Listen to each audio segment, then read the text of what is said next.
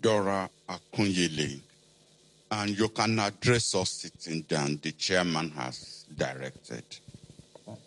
Thank you very much, but I can stand. Thank you. Mr. Chairman, my name is Professor Dora Akunyili, a delegate from Anambra State. Permit me to start by congratulating His Excellency President Goodluck Jonathan for having the courage to convene this national conference. Nigerians have for long clamored for opportunity such as this to discuss our problems and come up with solutions that will strengthen the bonds of our nationhood. I regard this national conference as President Jonathan's best centenary gift to Nigerians, and a proof that he is a listening president. Mr. President's speech oozes humility, modesty, patriotism, and a deep concern for the present and future of this beautiful country, Nigeria. Mr. President, in that speech, admitted that sovereignty belongs to the people, and those in authority are only holding power on trust for the people. And of course, that nobody has monopoly of knowledge. Hence, the decision for convening this conference. One thing that stands out from Mr. President's speech is that there is no trace of negativism.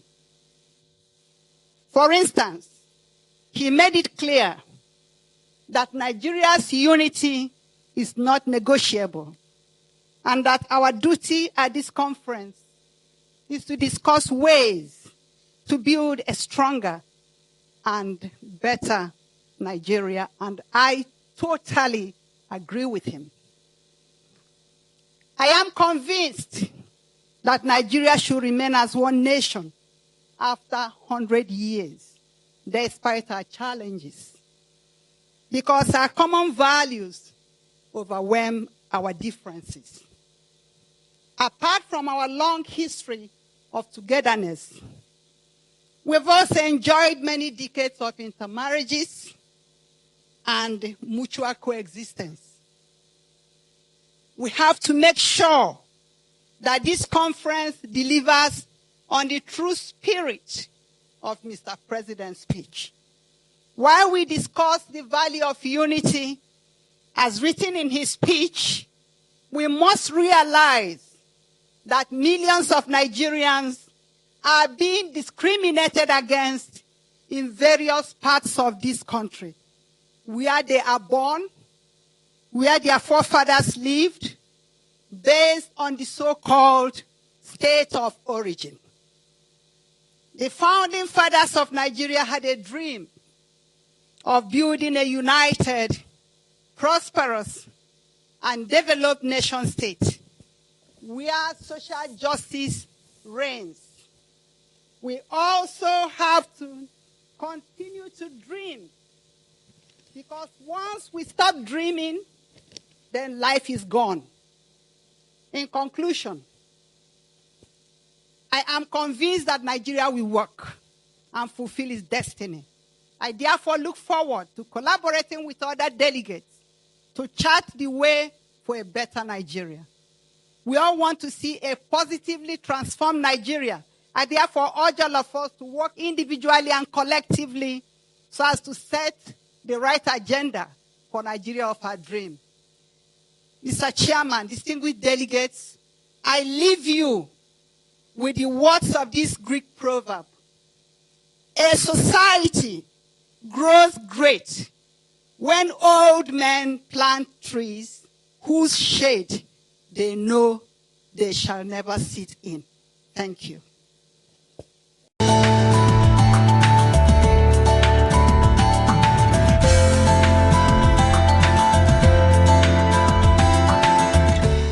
Those three people are very critical in the creation of Nigeria.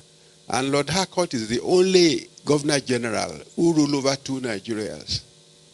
He was Governor General from 1900 to 1914.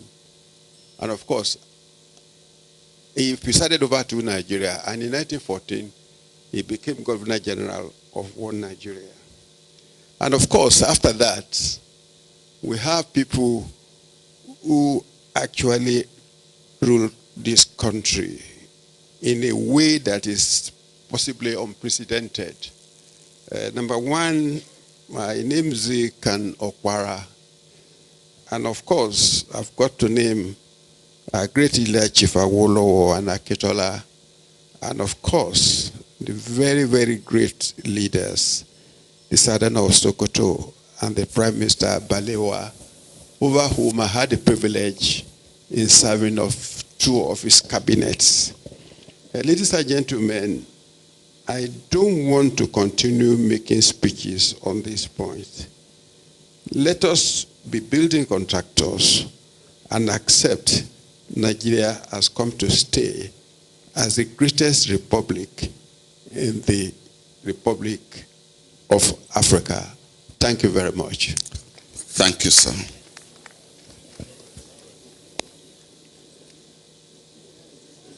May I now call on General Alani Akinriade.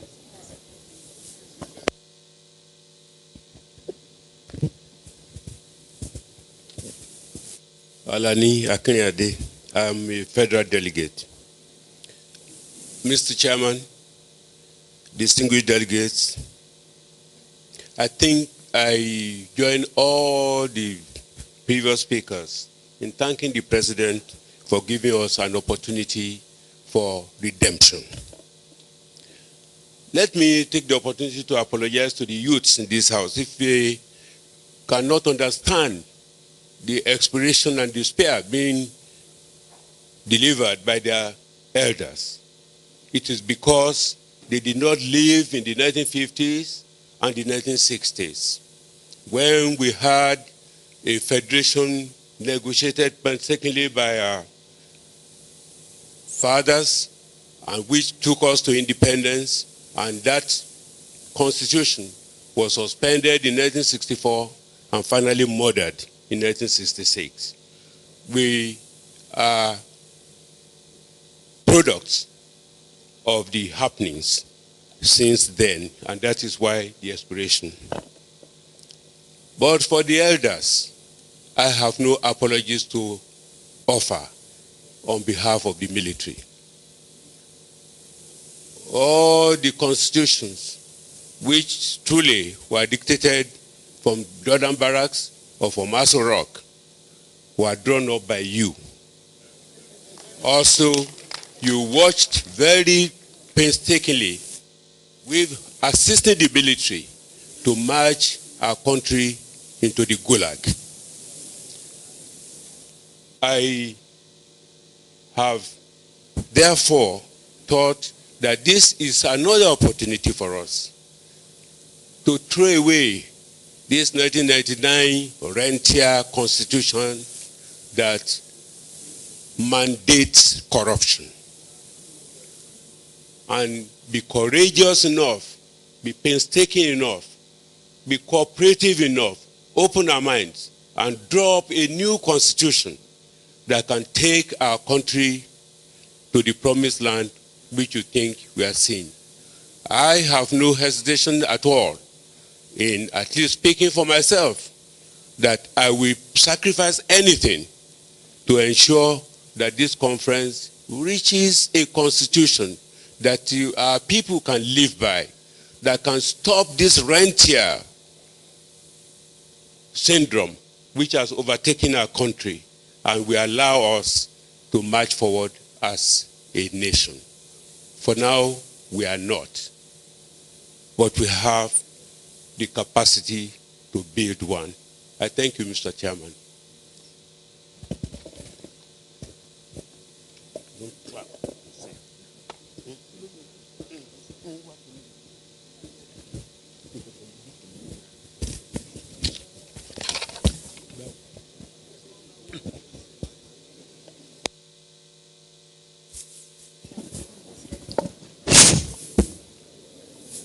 All right, you're back.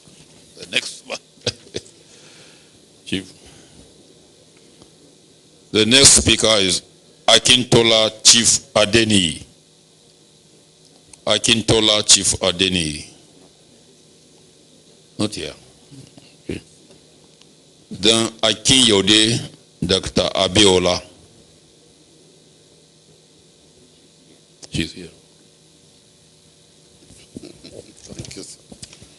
Thank you very much, distinguished delegates. Dr. Abiola Akiyode, representing the civil society. I want to start by my intervention by quoting from the President's speech. As we start a new century of nationhood, we have an obligation to reshape and redirect our country for the benefit of our children.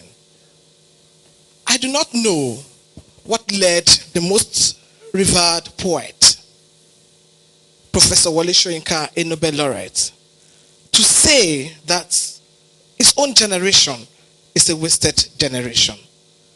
I honestly do not know why. But I actually feel that he has spoken the fact of his mind at that time.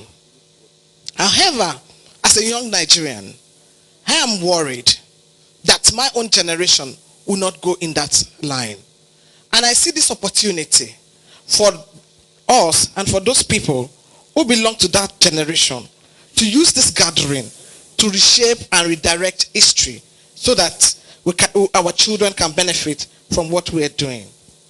One of the things that the President raised was the issue of decision making. And he emphatically said in page 13 that voices of people must be heard in decision making. And I want to hinge my point more on that. I think one of our biggest problems is that we need to revert power to the people. As it is today, with the governance structure that we have in Nigeria, the power is not with the people. So there is a need for us to use this gathering to revert power to the Nigerian people. People in government must be answerable to the people of Nigeria. Governance must be done in open, transparent, and accountable manners. Our government must act as checks and balances. Must be independent in Nigeria. Third issue which I want to raise is the issue which the President alluded to when he said the constitution that says we, the people of Nigeria, is being debated whether it tells a big lie against itself. I want to say from 1922 Clifford Constitution to the recently amended 1999 Constitution as at 2010, the Constitution has systematically excluded the vast majority of Nigerian people, particularly people with disability, particularly women, particularly children. And we have a duty here to rewrite that constitution in such a way that it would not continue to exclude the Nigerian people in several areas, from language of the constitution to the issues around citizenship, to the issues around indigenship. In actual fact, we have a constitution that does not guarantee access to health, access to housing, education, and a whole lot of other things. We have a constitution that by virtue of Section 81 does not allow the people to determine the kind of budget that they want for themselves. We will be doing this generation a big benefit by ensuring that as we are gathered together in this conference to rewrite a new constitution for Nigeria. Thank you. Thank you very much for your contribution. Mrs. Brenda Akpan.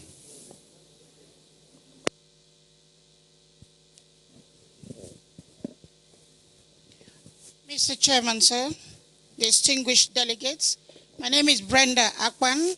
I represent the Nigeria Association of Women Journalists, NAWOJ. I stand before you, Mr. Chairman, to appreciate the speech of Mr. President. It is all-embracing, as it is very challenging. But I want to pitch my tent in the area on page 5, and also mentioned on page 7, where he talks about an inclusive society where every citizen is a stakeholder. And he refers to us as nation builders. He's charging us as those with the responsibility of laying a foundation for a new Nigeria to ensure that those who feel marginalized or excluded are brought back to the fold. How do we achieve this?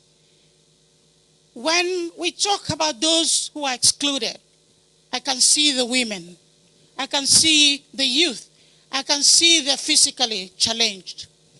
And when we talk about inclusiveness, I can see equity, fairness, justice, and most importantly, participation. Mr. Chairman, we need at this conference, and I'm sure I'm speaking the minds of many Nigerians, to create an enabling environment for the participation, effective participation of this class of people that I have mentioned. They need to participate within the public service. They need to participate in the political arena. They need to participate in governance as a whole. And having read through all the documents that we have been given, I can confidently say that such an enabling environment can only thrive under a governance structure of true federalism. Within this conference, Mr. Chairman, in language and demeanor, it is very evident that some of us have not been to conferences of this magnitude. It is evident that many of us were not there in 2005. As such, I want to appeal to delegates to be tolerant with each other. When people stand up to speak, they shouldn't be talked back at. They shouldn't be jeered. It makes them to lose confidence in themselves. I wish that this conference will be more encouraging from now henceforth. Let's domicile our thoughts in Nigeria's interest. Let us forget about our political parties, our religious groupings, and our zonal structures, and see Nigeria as a nation state. It is in so doing that we will be able to build an inclusive society. Thank you, Mr. Chairman. Thank you very much. I now call on Professor Dora Akunyili, and you can address us sitting down. The chairman has directed. Thank you very much, but I can stand. Thank you. Mr. Chairman, my name is Professor Dora Akunyili, a delegate from Anambra State. Permit me to start by congratulating His Excellency President Goodluck Jonathan for having the courage to convene this national conference.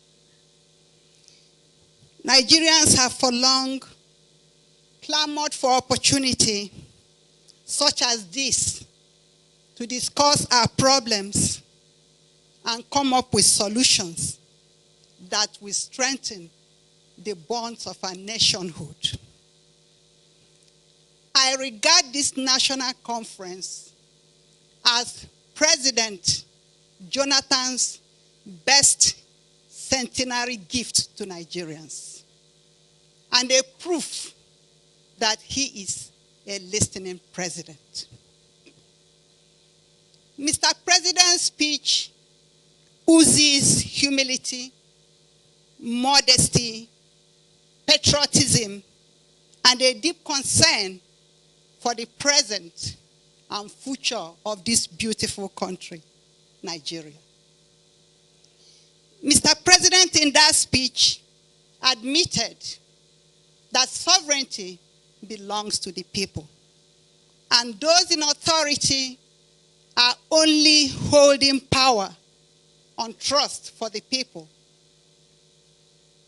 And of course, that nobody has monopoly of knowledge. Hence, the the decision for convening this conference. One thing that stands out from Mr. President's speech is that there is no trace of negativism. For instance, he made it clear that Nigeria's unity is not negotiable, and that our duty at this conference is to discuss ways to build a stronger and better Nigeria, and I totally agree with him. I am convinced that Nigeria should remain as one nation after 100 years, despite our challenges, because our common values overwhelm our differences. Apart from our long history of togetherness, we've also enjoyed many decades of intermarriages and mutual coexistence. We have to make sure that this conference delivers on the true spirit of Mr. President's speech. While we discuss the value of unity, as written in his speech, we must realize that millions of Nigerians are being discriminated against in various parts of this country, where they are born, where their forefathers lived, based on the so-called state of origin. The founding fathers of Nigeria had a dream of building a united, prosperous, and developed nation state where social justice reigns. We also have to continue to dream, because once we stop dreaming, then life is gone. In conclusion, I am convinced that Nigeria will work and fulfill its destiny. I therefore look forward to collaborating with other delegates to chart the way for a better Nigeria. We all want to see a positively transformed Nigeria. I therefore urge all of us to work individually and collectively so as to set the right agenda for Nigeria of our dream. Mr. Chairman, distinguished delegates, I leave you with the words of this Greek proverb. A society grows great when old men plant trees whose shade they know they shall never sit in. Thank you.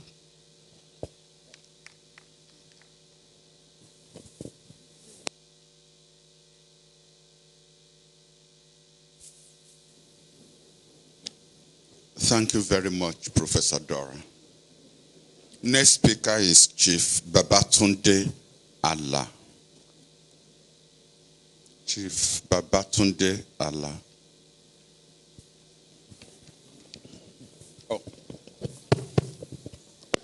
Thank you, Mr. Chairman. I want to begin by saying that this address we have here is, to say the least, a masterpiece. And that is the least that I can say about this address. Now, Mr. President has mentioned so many issues here, so many things. But I am impassioned by two of them. They catch my focus more than any other. And I want to talk about those two.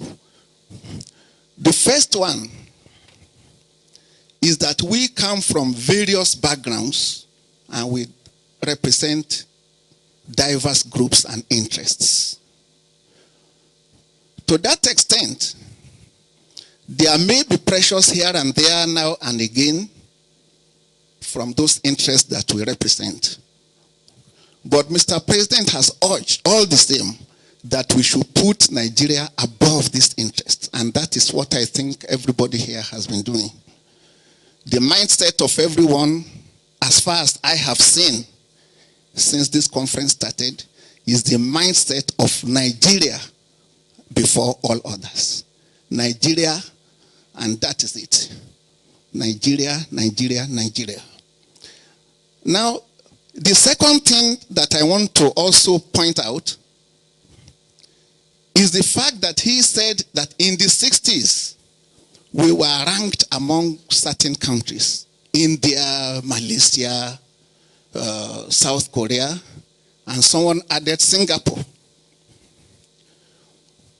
I'm sure that a lot of you are widely traveled and you have seen what has happened, what is happening in those countries. The next question we would then ask ourselves is, where did we miss it? How did you get it wrong? And I think that that is what some of the people, we people here in this conference should be thinking about. It's a major problem that we have to solve, and I believe that with honesty of purpose, we shall be able to solve them. Now, anybody can say that there are so many problems in this country. You can talk of Nigeria and say there are 30, 40, more than that number of problems. I'm happy that our elder statesman has said that we are the leading country in Africa. I believe him and I believe that statement. We are indeed one of the best countries in this world. And whether we like it or not, we are a regional power in this West Africa. That is very true indeed.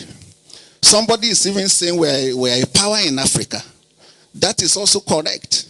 So our mindset should be a positive one. We should work here with a honesty of purpose.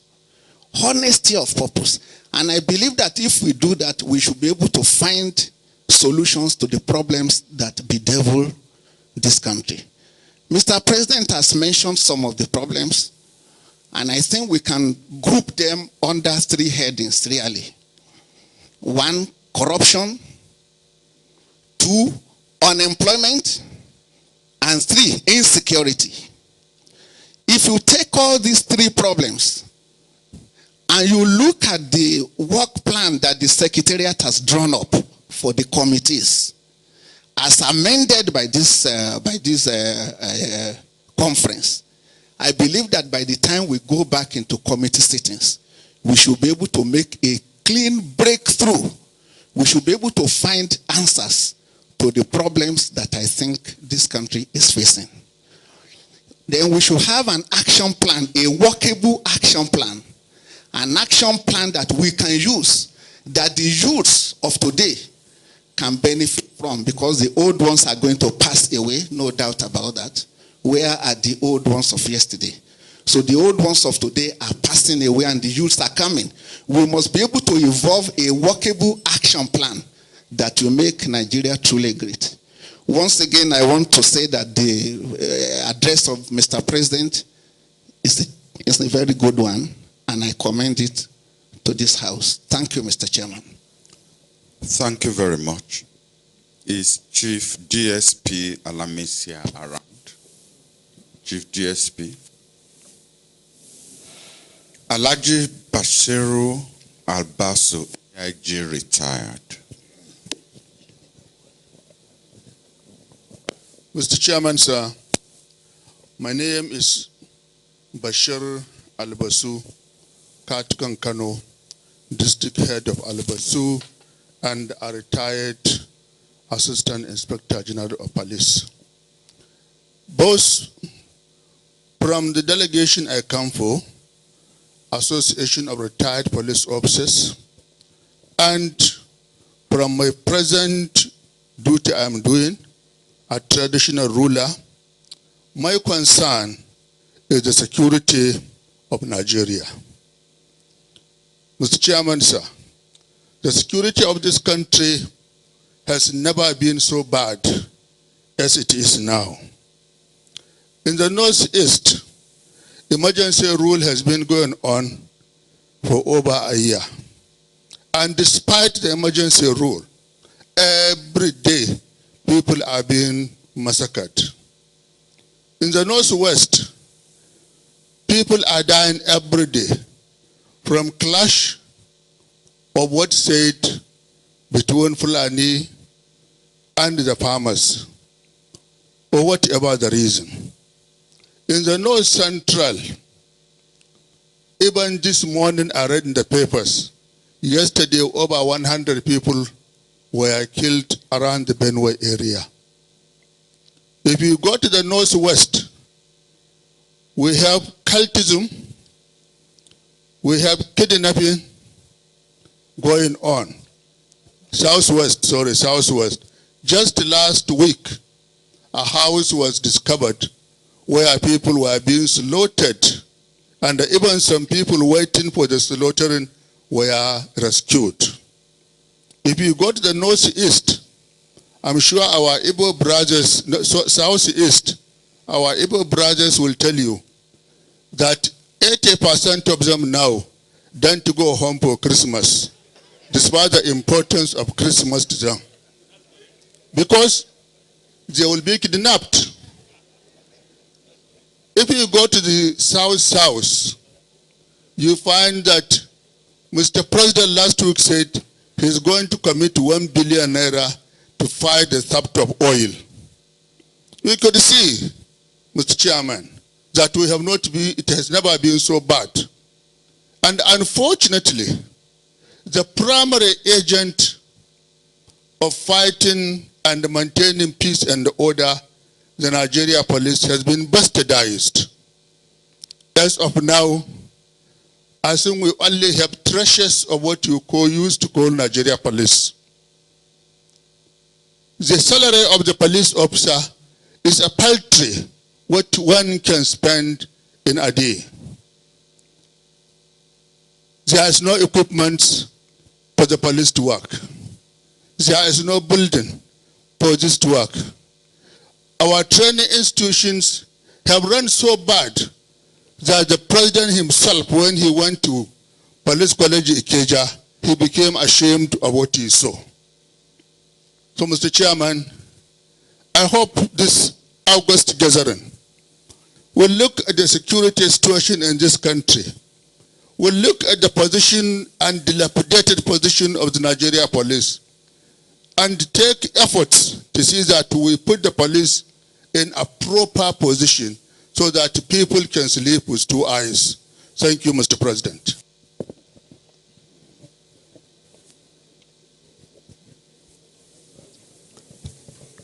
Thank you, sir. Professor Olawale Albert. Mr. Chairman, distinguished delegates, I'm Professor Olawale Albert, Federal Delegate. I'm a professor of peace studies from the University of Ibadan. I want to start with our historical experience in 1964, when Nigeria was 50 years old. There was a dialogue between Dr. Nnamdi Azikiwe and the Sardauna of Sokoto. Nigeria was in crisis.